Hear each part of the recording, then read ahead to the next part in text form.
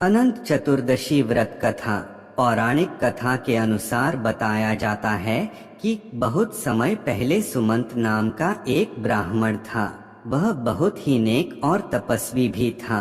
उसने दीक्षा नाम की औरत से विवाह किया था और दोनों को सुशीला नाम की एक पुत्री भी थी। उनकी पुत्री सुशीला बहुत ही रूपवान थी, जो अपने पिता की ही तरह धार्मिक भी थी।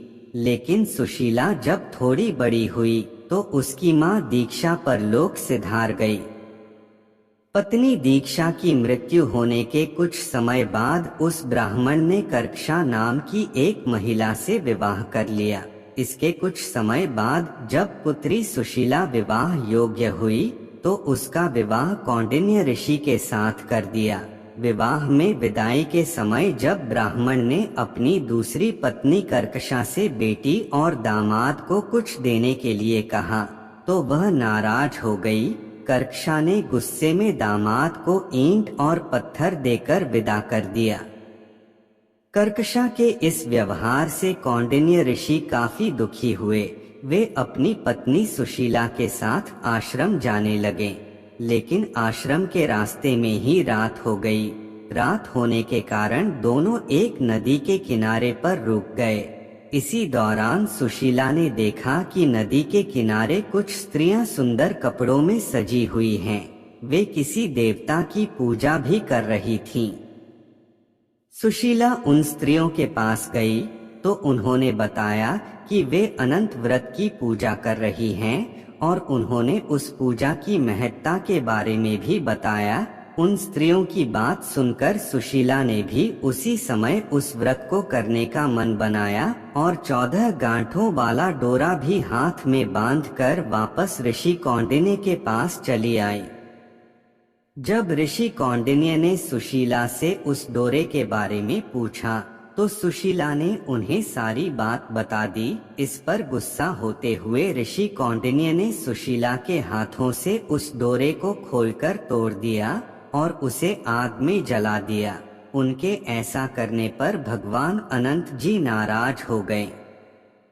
इसकी वजह से ऋषि कौंडिन्य की सारी संपत्ति खत्म हो गई और वह कुछ ही समय में बहुत गरीब हो गए। इससे ऋषि कौंडिन्य बहुत ही दुखी रहने लगे। एक दिन उन्होंने अपनी इस गरीबी के बारे में अपनी पत्नी सुशीला से पूछा तो सुशीला ने बताया कि यह भगवान अनंत का अपमान करने के कारण हो रहा है। उन्हें वह डोरा भी नहीं जलाना चाहिए था। पत्नी सुशीला की बात सुनकर ऋषि कौंडिन्य को अपनी गलती का एहसास हो गया। इसका पश्चाताप करने के लिए वे तुरंत उसी जंगल में गए और अनंत डोरे की खोज करने लगे। कई दिनों तक वह जंगल में भटके, लेकिन उन्हें अनंत डोरा नहीं मिला। एक दिन जंगल में वो बेहोश होकर गिर गए। तभी उसके सामने भगवान अनंत प्रकट हुए।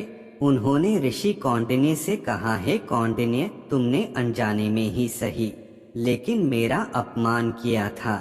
उसी की वजह से तुम्हें ये सारे दुख झेलने पड़े हैं। अब तुमने अपनी उस गलती का पश्चाताप कर लिया है, इसलिए मैं तुमसे बहुत प्रसन्न हूँ। मैं तुम्हें वरदान भी देता हूँ कि जब तुम घर जाकर पूरे विधि विधान से मेरा अनंत व्रत करोगे तो अगले 14 सालों में तुम्हारे सारे कष्ट दूर हो जाएंगे।